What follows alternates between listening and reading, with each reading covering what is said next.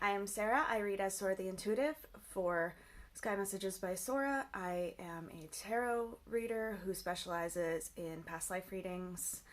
I also teach and mentor the tarot.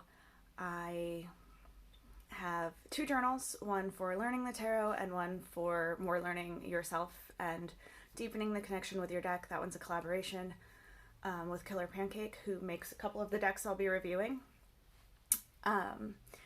The reason I started this channel, and specifically this series, the tarot review series, is that I really want people to be able to have a connection. I want anyone who wants to do the tarot to be able to learn it. And a lot of times people get really frustrated because the first deck that they start using, they don't really connect with. And so I'm hoping that instead of getting frustrated or spending a lot of money on decks that they then realize they don't want, people can sort of start to learn what their style is, what theme they're looking for, what kind of imagery works for them, and help people find the right decks for them. I do believe that if there is a tarot deck out there, there is an audience for it. And if there is somebody who wants to learn, then there's definitely a deck for them. So this won't have star ratings. This won't be about what's good and bad. It'll be about the details, such as the guidebook, a level that it's good for, like basic to advanced. It will be, how close it is to the Rider-Waite or the Tarot de Marseille, or the Thoth for those who prefer that.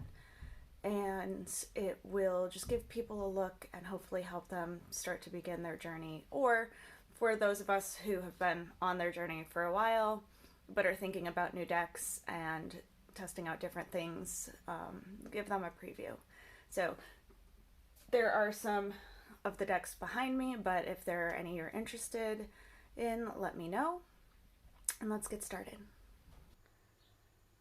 For this week's tarot deck review, we are looking at the Frida KahloTarot.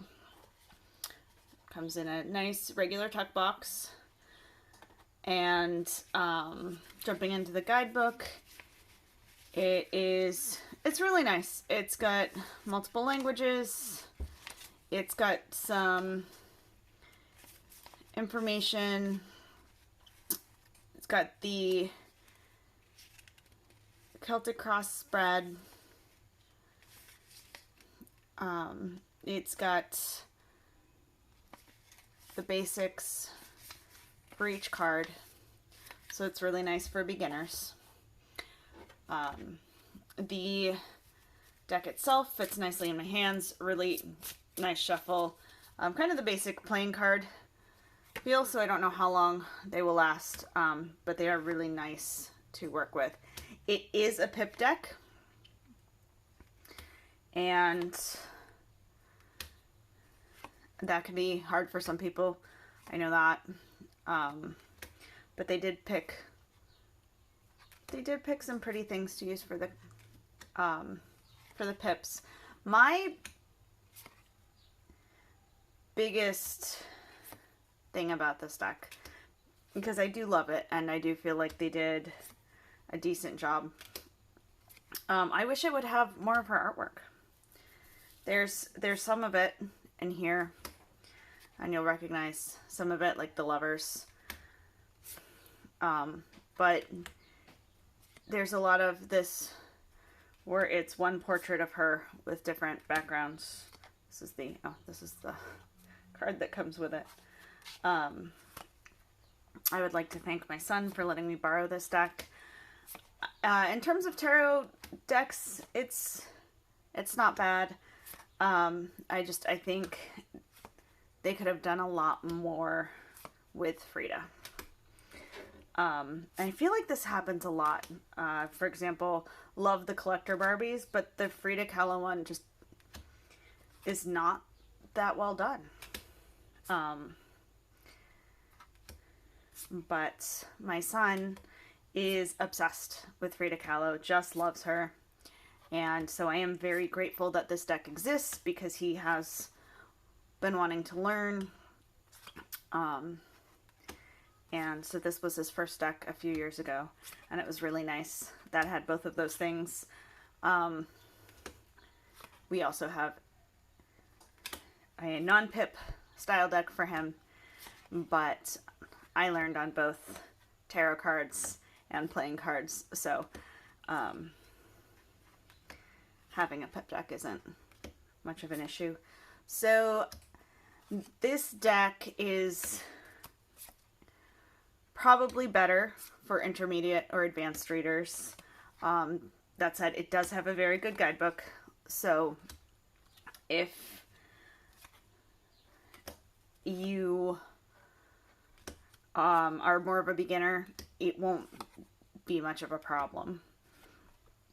If you are a big fan, then I would say, you know, go through and look through the video a couple times before you decide for sure. But I do think it's nice for that collection. I do like the colors. They're bright and there's a nice, you know, cohesiveness when everything is the same.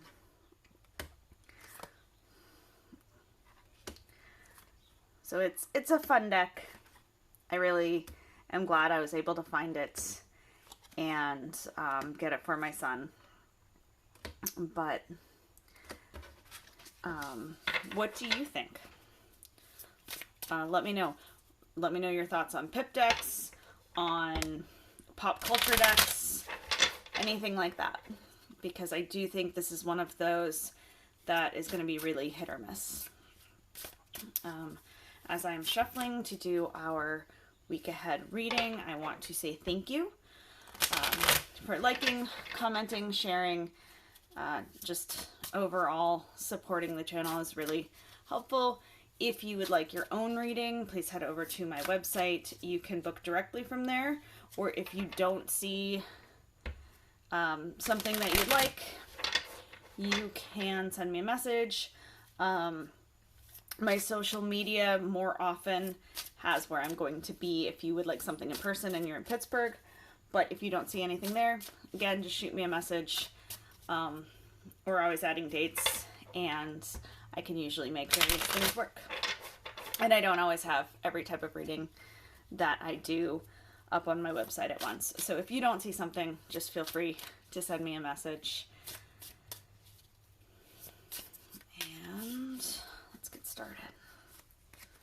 We have the Eight of Swords, the Five of Swords, and the King of Wands.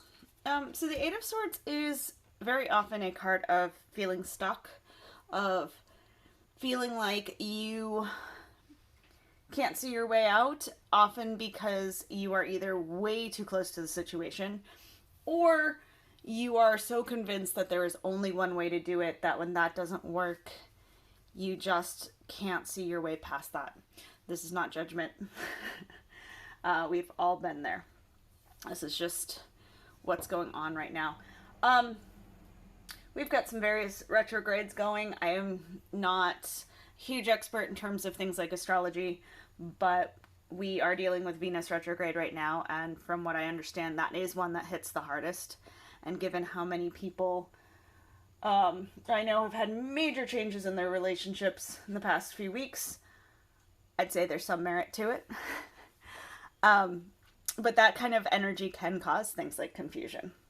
The eights are also my Are We There Yet cards. So this happens sometimes when we thought we'd have come to the solution by now.